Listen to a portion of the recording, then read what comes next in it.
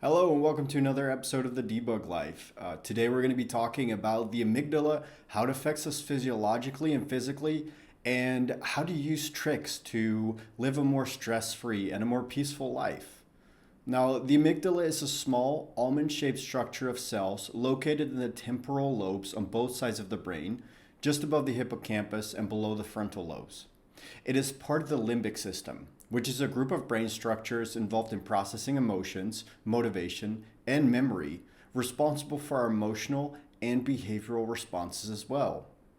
The amygdala's primary function is processing and responding to emotionally charged events and regulating social and emotional behavior, including the fear response.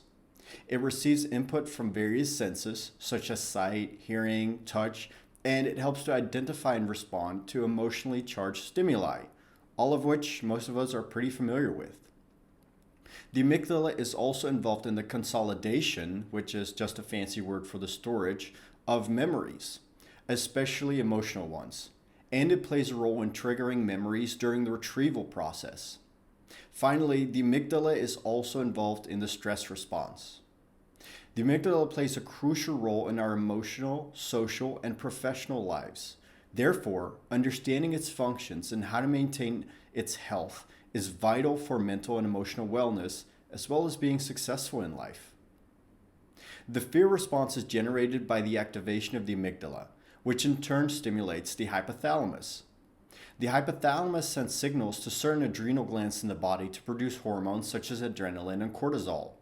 The release of these hormones causes physical changes, such as an increase in heart rate, breathing, blood sugar, and perspiration. In addition to its role in processing and responding to emotions, the amygdala regulates social behaviors. It helps individuals recognize and respond appropriately to social cues, such as facial expressions and tone of voice, and it plays a critical role in developing and maintaining social relationships. Research has shown that damage to, or even the removal of, the amygdala can lead to Kluver-Bucy syndrome, which is characterized by the loss of fear and inhibition, leading to risky behavior, compulsive eating, dysfunctional sexual activity, and an inability to recognize friends or family. It is well known that stress-related illnesses, like PTSD, cause changes in brain structure, including the size and connectivity of the amygdala, and differences in the ratio of gray matter to white matter. But chronic stress can have similar effects as PTSD can. The brain's gray matter is packed with nerve cells and is responsible for higher functions such as thinking, computing, and decision making. It is also involved in sensory perception, movement, and emotion. Therefore, gray matter is vital in how we think, behave, and perceive the world around us. However, gray matter only makes up about half of the brain. The other half is white matter. White matter is comprised of axons, which are responsible for forming a network of fibers that connect neurons in the gray matter and create a communications network between different brain regions. White matter gets its name from the presence of myelin, a fatty white sheath that facilitates these connections. Research has shown that prolonged stress may lead to the hardening of the wires between neurons, which can cause hyperconnected circuits and an excess of myelin and white matter in certain areas of the brain. The brain usually trims excess wiring through a process called neural pruning, but cortisol, which is released due to prolonged stress, may create increased communication between the hippocampus and amygdala, leading to a brain that is prone to a constant state of flight or fight.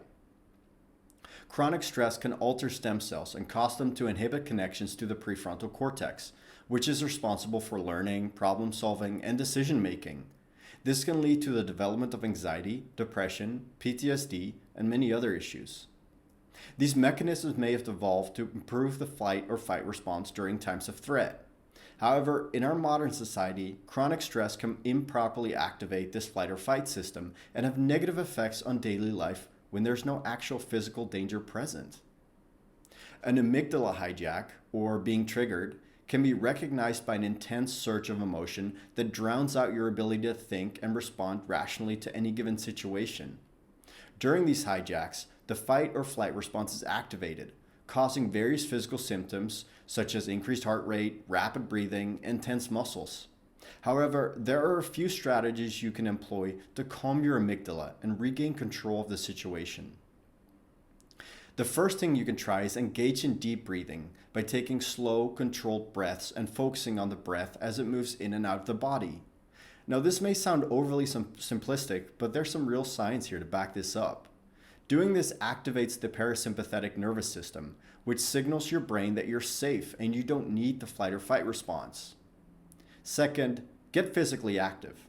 Exercise triggers powerful changes in the brain that can reduce tension and anxiety, improve your mood, promote feelings of calm, and energize you.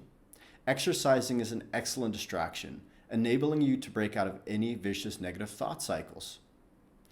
Third, practice mindfulness. MRI scans show that practice shrinks the amygdala and reduces the hyperconnectivity with the prefrontal cortex. Fourth, find social support. Talking to a therapist, trusted friend, or family member about your experiences can build a sense of support and help reduce feelings of isolation, which in turn helps calm the amygdala. Fifth, schedule relaxation throughout the day. Find activities that help you promote relaxation, such as yoga and meditation, and schedule them in your daily routine. Doing this level of self-care will help you reduce stress and improve your overall well-being. Now, these techniques may be different for anyone. One thing that might work for me might not work for you. So try different things. See what relaxes you. See what you can on a daily basis, and do them on a daily basis. Finally, prioritize sleeping well. The amygdala is essential for the processing of memories and the regulation of stress and emotions. When we don't get enough sleep, the amygdala becomes more reactive to stressors, leading to an increased risk of anxiety and stress-related disorders. Getting the right amount of sleep helps regulate the flight or fight response. If you have any questions, if you have any additions, please let me know in the comments. Thank you for listening.